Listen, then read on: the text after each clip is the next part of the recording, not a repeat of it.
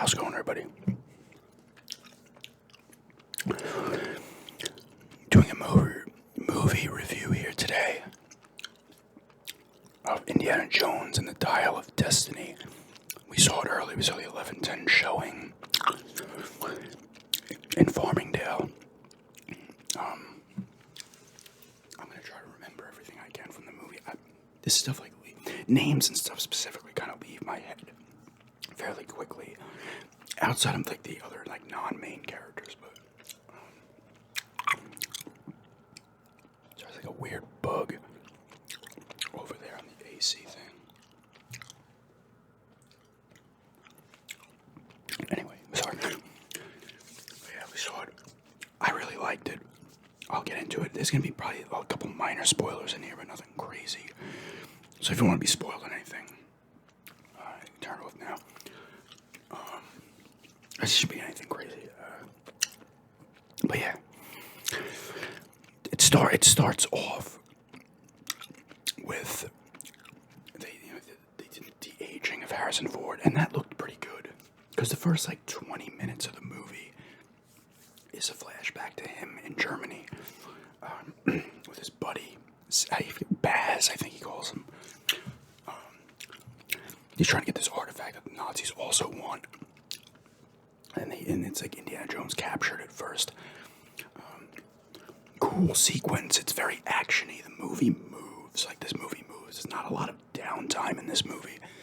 There's some, but not a lot. And it's over 2 hours, about 2 hours, 20 minutes, something like that. I mean, you probably could have shaved off maybe 10, 15 minutes, but I don't know. I didn't really notice. I thought it moved fairly well. But anyway, they try to find it. I forget what it's called. Like, this is the lance of something. It's like the what was used to cut Jesus Christ or something, and you find out that it's a fake. So you have Mads Mikkelsen as the bad guy. I forget his name in German, but I'll get into him in a sec. What his name was. But he's like the Nazi like physicist and stuff, and he collects these things.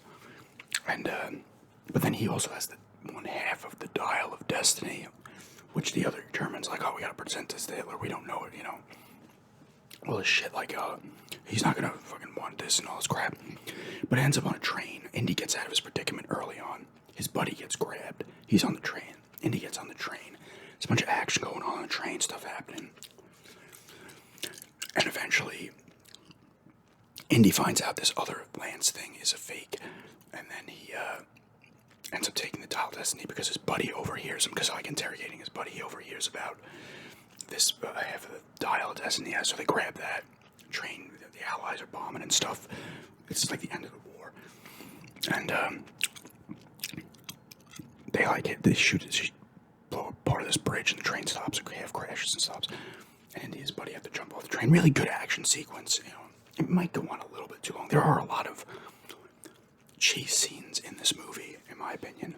And someone's always getting punched in the face. I feel like someone gets punched in the face like every 5 minutes in this movie, which I thought was funny. I guess in most of the Indy movies, people are getting punched in the face. But then that's the de-aging looked pretty good. I mean, the thing is, Harrison Ford's voice obviously sounds like that of like a 75, 80-year-old. But he didn't do a ton of talking in that 20 minutes, but it is noticeable. But the de-aging itself looked pretty good. Oh yeah, and Mads Mikkelsen's character, like they're on top of the train at one point, and he gets smacked in the face with this thing, goes flying. Spoilers. I mean, you see it in the trailer. Somehow he survived that. I have no idea. I don't think that was explained. Because he literally got this thing was the train's moving fast, and this thing hits him, and he, at the very least, and then he goes flying off the train into the woods. I suppose it was. He would have been seriously damaged from this. Probably dead. Anyway, then it cuts back to 69. Indy gets woken up by his neighbors in the apartment playing music and stuff loud. He's all crotchety old man, right? Then he goes to teach at the college, and this is Moon Day. I think the astronauts were coming back from the moon on this day, right? There's a parade going on in the city, and Ticker take the little tape stuff, right? It's coming down everywhere. There's another cool scene I'll talk about in a minute. But he goes over there and then he's teaching. The students don't care anymore. It's not like how, like in the first few, everybody's like A, attracted to him, and B, just into it and stuff. And they ask questions. This one, they don't give a shit. They don't know anything. They're talking about Syracuse and like Sicily, and the girl's like, Syracuse, and he's like, not the one in New York. But because the dial destiny is like an Archimedes thing. I forget what there, he was making it and all this shit. I'm not gonna get into all the background of that, but and then his goddaughter, this guy Baz's daughter, it's his goddaughter, Helena Shaw, shows up at his class. She actually knows some answers, and then he goes to the bar because he's retiring, and she's like, you don't remember me, and then they start talking again, and they end up they find the piece, because Baz gave Indy this half of the Dial of Destiny because he was obsessed with it. People are usually obsessed with something in these movies. And she wants it now. And whatever, blah, blah, blah, stuff happens. This part where, like, Mads Mikkelsen's character is now going by, like, Joe Schmidt or something, and he got the moon, he got the ship, and he got us onto the moon, right? Like, he's assisted the shit. And he's working with, they're supposed to all be CIA agents. The one woman actually isn't in on it. She actually is one, and they're protecting him. They're looking for Helena Shaw. And that's when another chase scene happens, and these other guys are also Nazis, but you don't know that at this point. And they shoot a couple innocents, and the woman's like, "What the hell are you doing?" Eventually, she finds out, and stuff happens. I'm not gonna spoil that, but and there's another cool chase scene with all the stuff is coming down for the parade, and he's on a horse. That's a cool scene as well.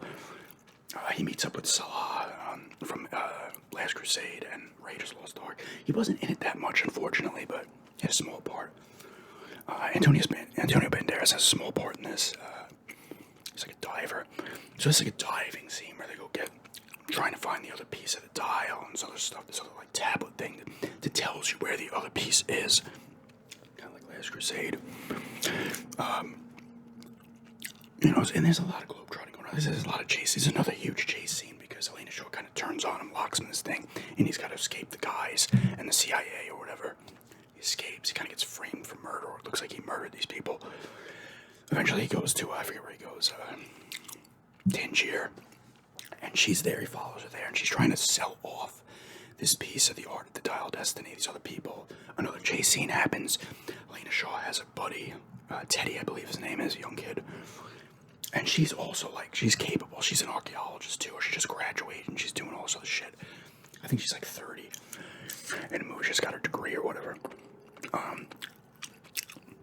And stuff keeps happening. Some cool scenes. There's not a lot of... And some of the chase scenes do go on. I remember hearing a complaint. They do go on a bit long. The one in particular in Tangier, because Helena Shaw's getting chased by a jilted lover, and they're chasing after Mads Mikkelsen and his crew. As well. But there's a lot of chase scenes. There's not a lot of archaeological type stuff. There's a cool scene later on where they're going to find the second piece of the dial, and there's some cool stuff, kind of cool adventure type stuff in the movies that you see in a lot of indies. There's not a ton of that, but there's a good amount. And the diving scene was really cool as well. Like I said, eventually the two pieces are found and stuff happens. The ending is really cool too. At least I think so. Like the last 25 minutes, maybe half hour, is really good as well. And it has a nice little ending. I thought it was good. Like I said, some of the Helena Shaw's character, I think it's Phoebe Waller-Bridge.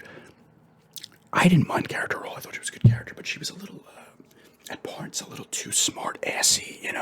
At a few parts, but not overall. But she kind of goes through a couple motions of she's just in it for money, but she's really not, type thing. And Harrison Ford's Indy, he still fits it fine, Maybe he couldn't be doing all this stuff. He's supposed to be 70 in the movie, so maybe he couldn't be doing all this shit at 70. He doesn't do a ton though. It's not like he's going crazy like in the other ones, although I guess he kind of is. But in the chase scenes, he's not really. He's either on a horse or in a little. I think what they call them rickshaws. And in the beginning scene, he's young again because it takes place in the past. But Mads Mikkelsen wants to go back to the past, and I won't tell you why. I'm not going to tell you who he wants to kill in the past to change the tide of the war. But Indy, you find that out later on. The end's really cool. I just thought it was really good. I won't spoil any of that. The acting was all good. The set pieces were nice. They're all over the place. Globe-trotting stuff by train, by plane, by boat. Good action sequences as well. Like I said, people are getting punched in the face constantly. Indy takes a bit of a beating in this, honestly. He's definitely broken down. And he's kind of weathered. They actually explain his son Mutt from Crystal Skull. They explain what happened to him. I won't spoil that. And some other familiar faces show up as well. Well, one other familiar face. But I thought it was a good movie. I really did. I liked it. I just liked it. It was just an adventure movie. The plot in these indie movies is always basically kind of the same. It was not like it was some super crazy plot, Oh, here comes the glare. But I liked it. The acting was all good. It flowed for a longer movie. They probably could have shaved 10 minutes, 15 minutes off, but I honestly wouldn't have cared. I thought it was fine. I wasn't getting bored at all during the movie. Indy's his usual self. Harrison Ford, that's his character, and that's why he loves it, and he always puts his effort into it. Regardless of what people think of the movies, he always puts it in, his effort into it. My glare is coming through bad. Oh, this is going to be, watch out for this. I had to turn those blinds around.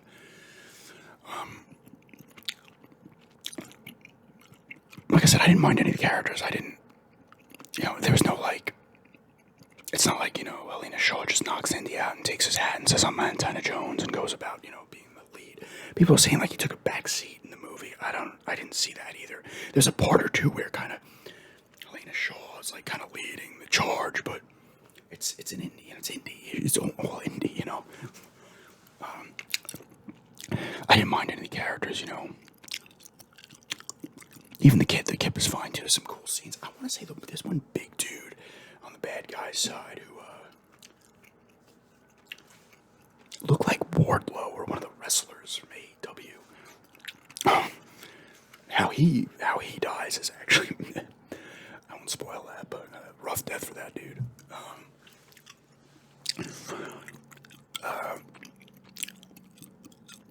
But it's really good, and that's what Matt Mikkelsen wants to do. He did this stuff going in space. He's trying to find the thing, and he's trying to go back in time to change the tide of the war. And like I said, I'm not going to tell you who he wants to kill in it. Change the tide. But like I said, a lot of good scenes. Like I said, there's 3 chase scenes. Actually, the opening scene, which is a chase scene, most of it. Then you have the one when he's on horseback, which is a little bit shorter. And then the one when they're going through Tangier is actually probably, that one's a little too long. I thought the banter was all good between the characters, though, especially between Indy and Helena Shaw and stuff. And like I said, the end's really cool. I don't know. I enjoyed it.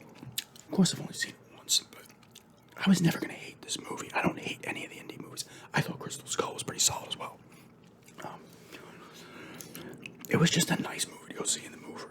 It was an enjoyable movie.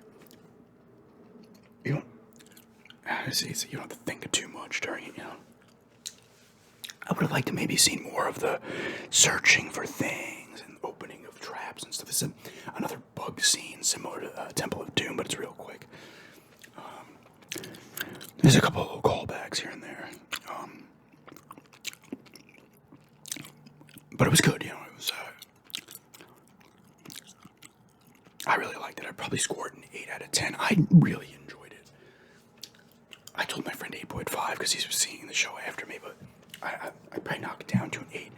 It's really good, though. I don't know. I liked it. A lot of people seem to be liking it as well, so I think it's not going to make a ton of money, but I wouldn't have expected it to. Unfortunately, they had to do reshoots, and COVID fucked them up and bumped their budget up. This movie would have to make like $700-800 million to make its money back. Or a profit, and I never would have. I mean, I don't know how much it's gonna end up making, but who is it? My friend even said it's tailored to people who are almost 40 to 70. Although the theater I went into, there was a bunch of people from different ages, seemingly in it. So, but I wouldn't have expected it to be like a $600-800 million movie. I don't know. I'd love to see it make that much, but it doesn't matter because it's not like there's gonna be another one. I wouldn't think there would be, unless you have Indy at age 90. And either have Helena Shaw or somebody else be doing of stuff. But I really liked it. Like I said, cool action scenes. The movie flowed for me, you know. I mean, the story was, it was a cool little story, but it's an indie story, you know.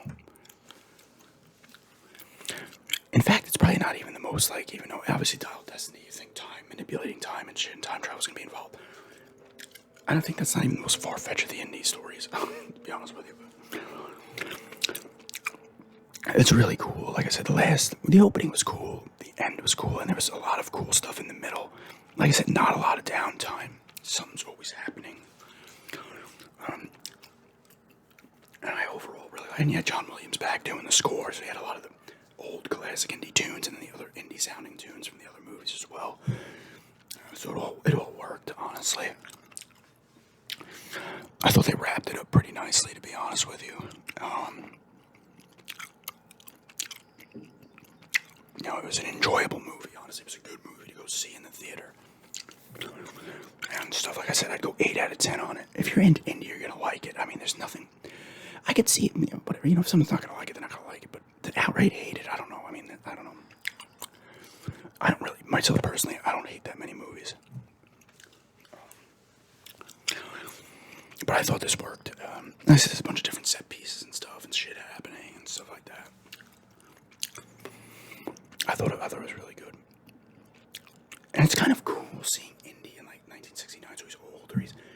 Times have changed and stuff, and he's like a relic too, you know, himself. And he's kind of a bit jaded in this one for reasons, and then he kind of comes back around to it. But he doesn't use the whip that much in this one, I will say. It doesn't get used at all. Spoilers. But yeah, overall, I liked it. I thought it was good. Like I said, I go 8 out of 10. Check it out if you're into Indiana Jones or you just like a nice adventure movie, you know. Like I said, maybe some of the chase sequences could be a little shorter. Maybe it could have knocked 10-15 minutes off the movie, but I don't think that was really a problem. Some of the banter was a little bit much, too, between the two of them, Helena Shaw and Indy, sometimes. Especially during, like, the chase scene in Tangier. They're like, blah, blah, blah. You know, she's a bit of a wise ass, too much of a wise ass in parts. But, it doesn't affect anything. I thought everybody did a good job in it. Mads Mikkelsen was a good villain. I probably forgot some stuff, but anyway. Yeah, that's my review of Indiana Jones and Dial Destiny. I liked it quite a bit. Last Crusade's still my favorite. I love Last Crusade. Probably my least favorite, honestly, and I've only seen this one once so far, but it might even be Temple of Doom. And I like all of them. I'm not saying I don't like Temple of Doom. I like it well enough, but Temple of Doom's like almost like the horror Indiana Jones movie. It's actually completely different than all the other ones, in my opinion. But anyway, yeah. 8 out of 10. Alright. Thanks for checking this out, and have a good day.